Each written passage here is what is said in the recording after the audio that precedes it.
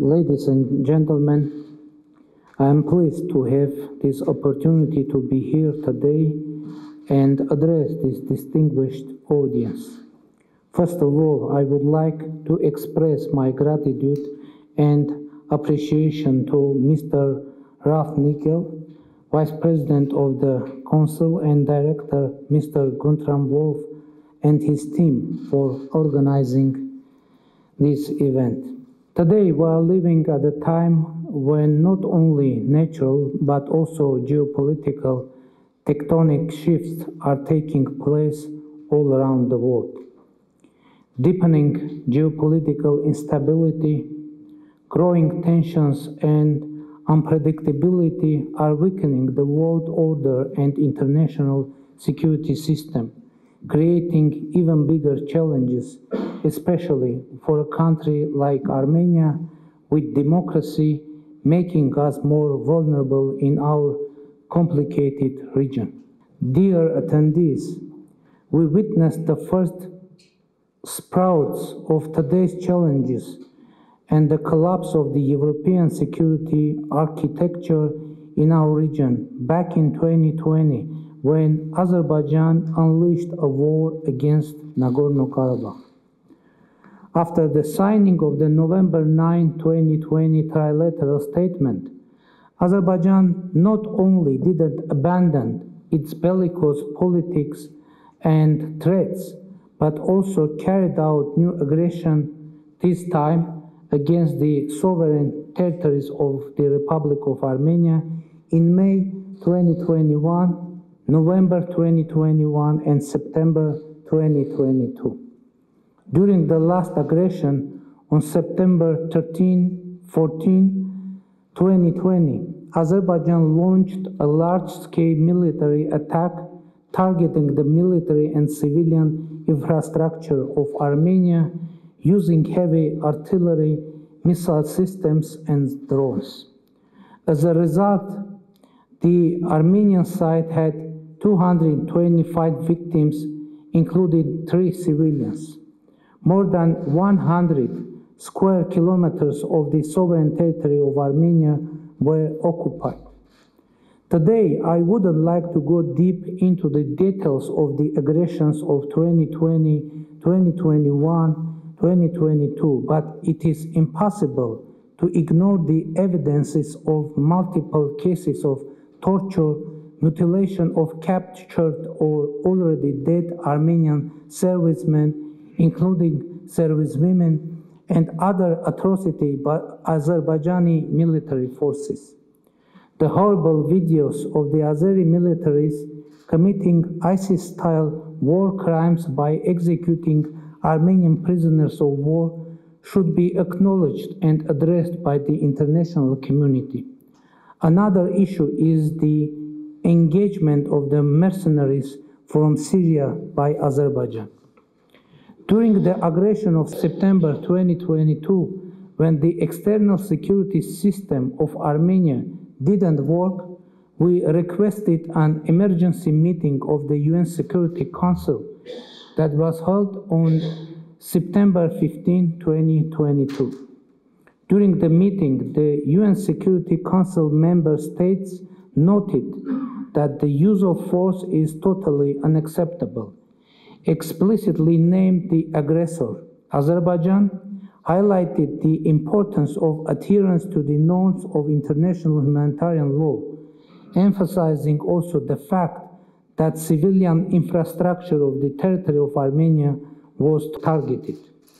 An important step toward the escalation of the situation, quadrilateral meeting of President Macron, President Michel, President Aliyev, and me in Prague on October 6, 2020, where an agreement was reached on deploying short-term EU in a monitoring capacity along the international border between Armenia and Azerbaijan.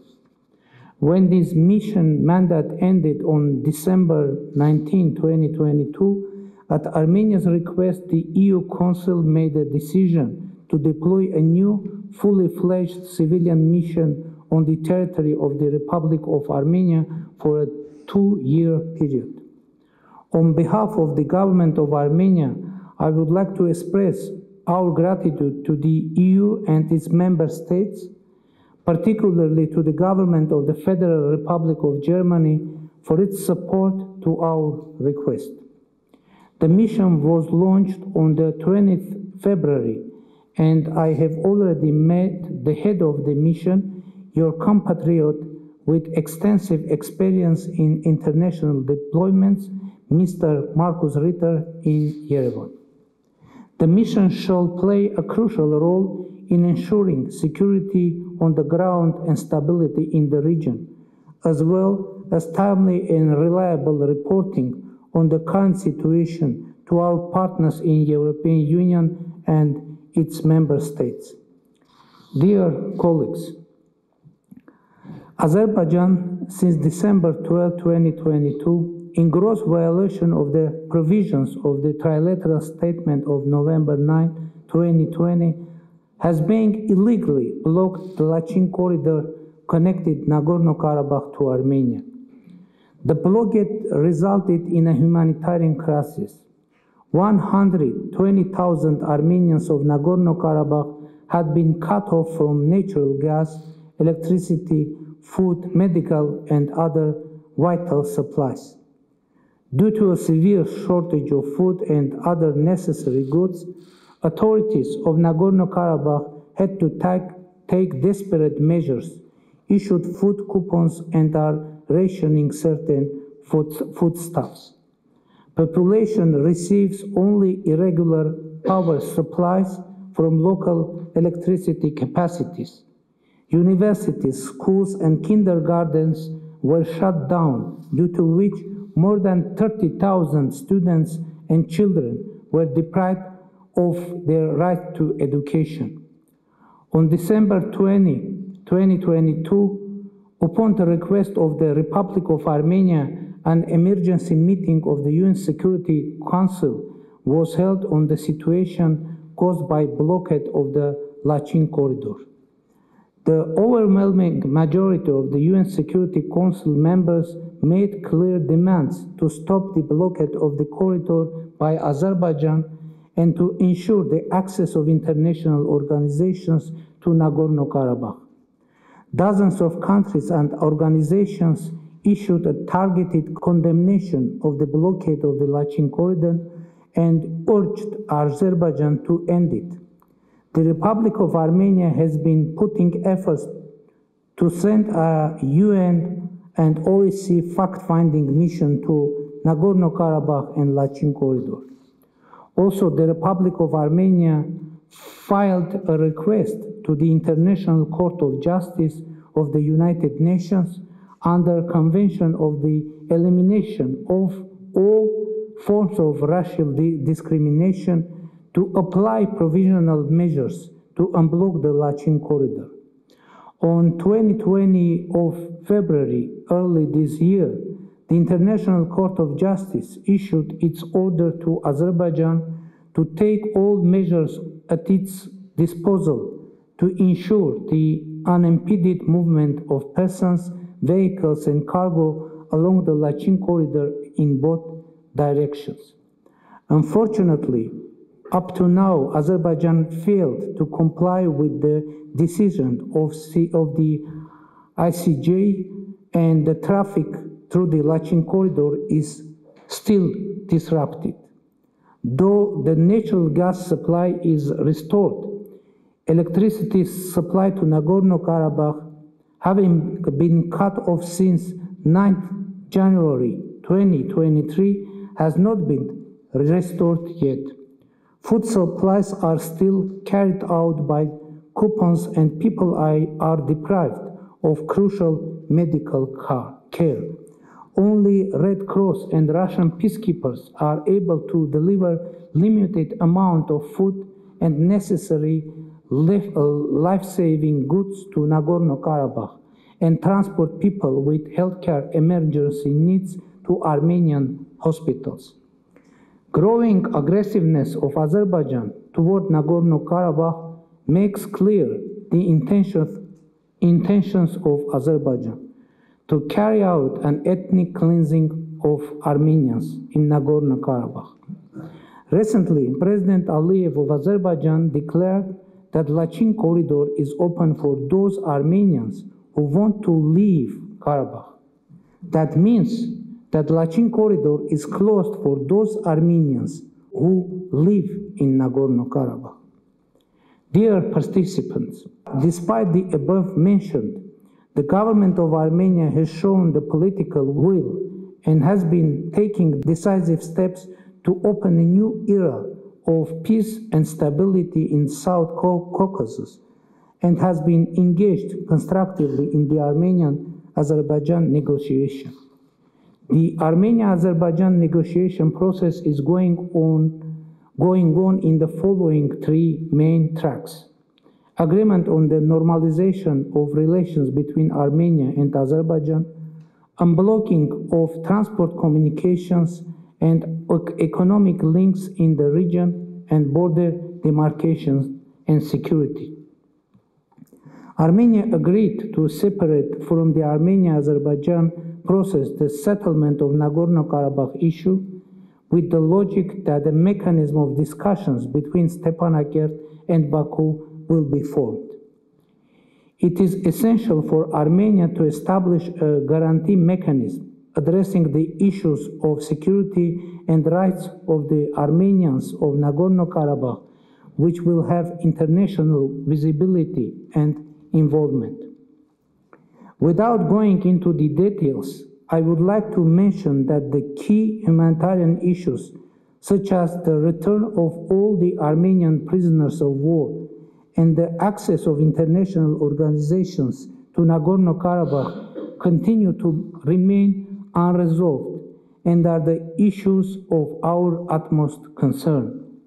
We strongly condemn the continuous violation of the Geneva Convention on the prisoners of war by Azerbaijan, as at least 33 Armenian prisoners have been sentenced to different terms of imprisonment through completely trumped-up charges.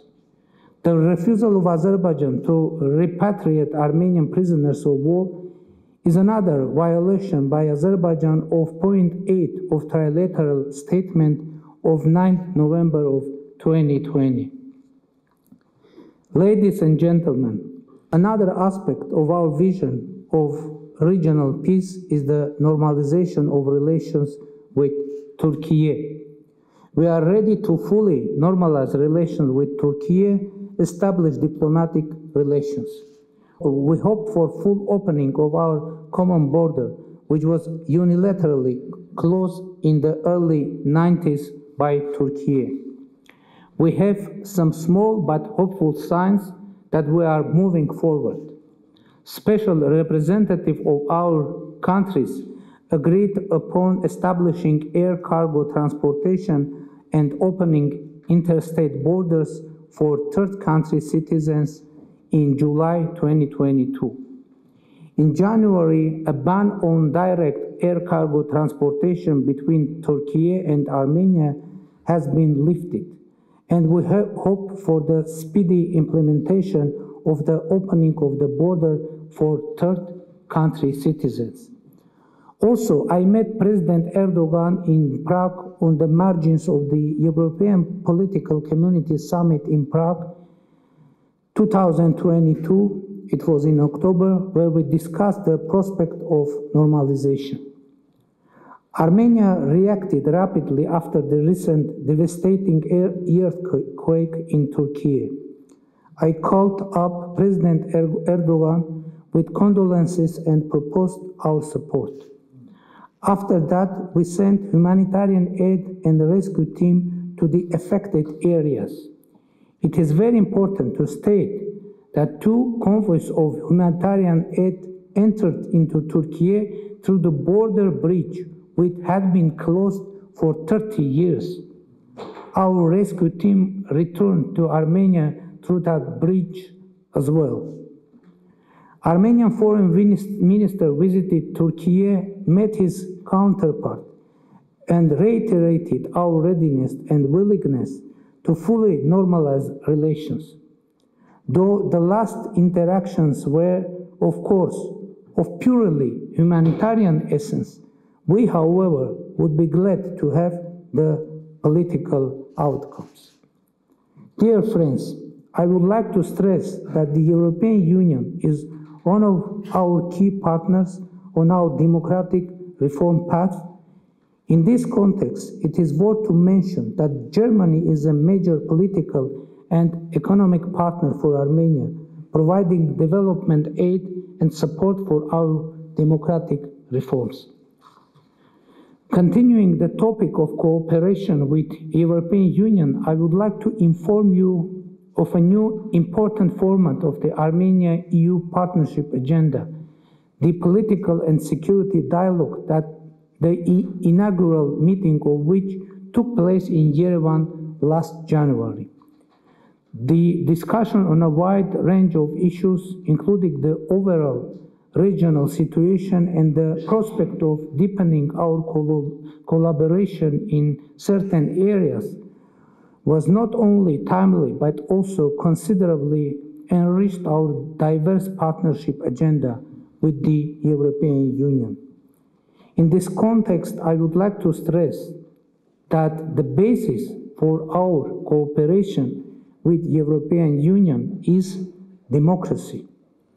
And according to the latest index of the General Assessment of Eastern Partnership member states, Armenia topped the democracy and good governance rating table among the Eastern Partnership member countries and is a leader in the following 5 areas: fight against corruption, an independent judiciary, opinion and freedom of expression, freedom of assembly and association, independent media and democratic rights, elections and political pluralism. Despite all the challenges, we do believe that our security architecture cannot be comprehensive without respect for human rights, rule of law, and democracy. Democracy is a strategy for us. We will keep up reforms aimed at strengthening the rule of law, consolidating good governance, and fighting against corruption, aiming to ensure prosperity for our people. The 2018 democratic Velvet Revolution, followed by 2018 and 2021 snap parliamentary elections, proved that Armenia's democratic development path is irreversible. In this regard, 2021 parliamentary elections were exceptional. It was first case when election in Armenia served as a tool for overcoming the political crisis. I mean internal political crisis that we had after the 44 days war of 2020. Usually, elections sparked political crisis in our country, and it was the case from 1994 to 2018. But this page is turned off after democratic revolution of 2018, and Armenia now is an internationally recognized democratic country. However, recent security challenges raise serious question. The following question: whether democracy can provide security. Whether Armenian democracy is able to provide security. This is the question that rightfully worries the Armenian society today, and an issue to be addressed by our government. Thank you for your attention.